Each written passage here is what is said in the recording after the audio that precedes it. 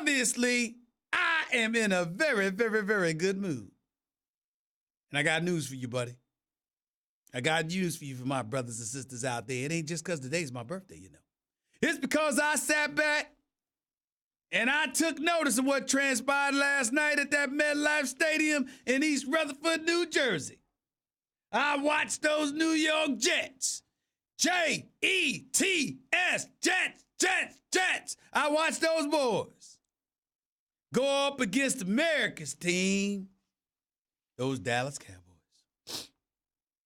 I watched Ezekiel Elliott rush for 105 yards. Didn't matter. I watched Dak Prescott throw for 277 yards. Didn't matter.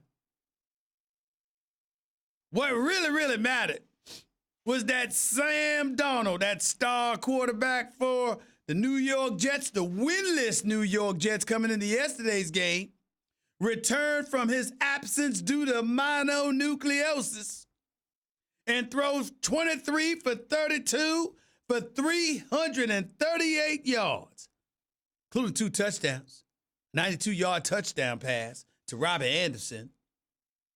And the New York Jets ain't winless anymore.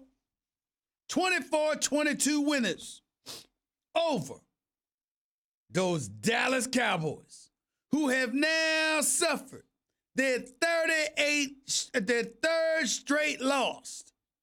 And I tell you something right now. If I'm any of you folks out there, oh, you cowboy lovers across the world, gotta tell you something. You folks are a little bit of trouble there. Things ain't too pleasant for you right now. Started off the year 3-0. Started off the year with everybody talking about how, hey, we gonna compete for that Super Bowl. Foregone conclusion that you're gonna win the NFC East. Matter of fact, less than 3 weeks ago, it was the Philadelphia Eagles that walked into Lambeau Field on a Thursday night in Green Bay, Wisconsin, talking about how it was a must-win situation. And gosh darn it, they were right. They were right. Because guess what, ladies and gentlemen? If the Eagles had lost that game and the Dallas Cowboys had won that Sunday matchup against those New Orleans Saints without Drew Brees, then the Dallas Cowboys would have been a full 3 games up on those Philadelphia Eagles for first place in the NFC East, and it would have been a foregone conclusion that those Dallas Cowboys were going back to the playoffs courtesy of winning that NFC East. But things don't change, haven't they?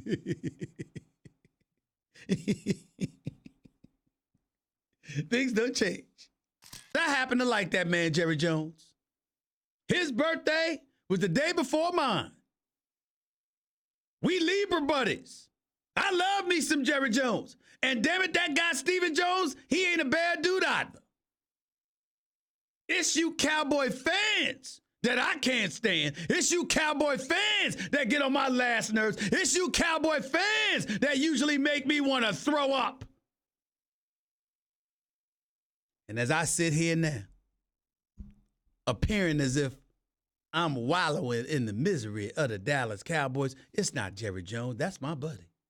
It's not his son, Stephen Jones. We're going to go out for a drink someday soon. It's going to be on me. What it's really about is those sickening, disgusting, nauseating Cowboy fans out there. And I got to tell you something, when I put on this hat and you hear my drawl as I talk about y'all, I have to admit, it gives me great pleasure. There is a downside to all of this. And that is this: your frustration, your misery, your dissipated level of hope is in October. I prefer it to hit y'all around Christmas time. I prefer that y'all are miserable right around that time when it's time to open those presents. And it's time to say Merry, Merry Christmas to you all.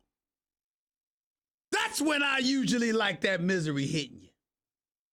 So I'm a bit upset that the misery has arrived a bit prematurely.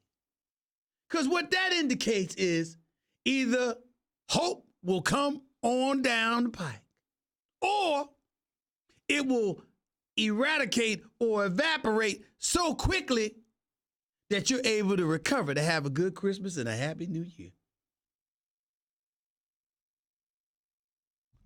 See where I'm thinking? When I look at the Dallas Cowboys yesterday, here's what I say in all seriousness. Jason Garrett's got to go. He's just not that good of a coach. Now, there are people out there that's going to protect him, and they're going to talk about how he knows more about football than y'all realize. My response is, what about results? What about results? You got a 4th and 2 at the 7-yard line in the second quarter. You know you're not running the football well. Randall Cobb and Amari Cooper are out of the lineup due to injury. You can't pass the ball that great. You ain't running the football that effectively. One would think, let me get these 3 points while I can. And what did Jason Garrett do? Go for it on a 4th and 2 with one of the most predictable plays one could imagine. You don't score. You end up empty-handed. You hand the momentum to the New York Jets. And then on top of all of that, you end up losing the game by 2 points when you could have won it by 1 because you would have had the 3 points earlier in the game. On that ensuing play, not only did Jason Garrett call the wrong or, go for it wrongly and have Kellen Moore run the wrong play, but then on the very next play where the Jets had it, Sam Darnold connects with Robbie Anderson, who juked the Woozy on that double move for a 92-yard touchdown catch. It was something special to behold, I must say. I must say that. It was something special. Thanks for watching ESPN on YouTube. For more sports highlights and analysis, be sure to download the ESPN app. And for live streaming sports and premium content, subscribe to ESPN+.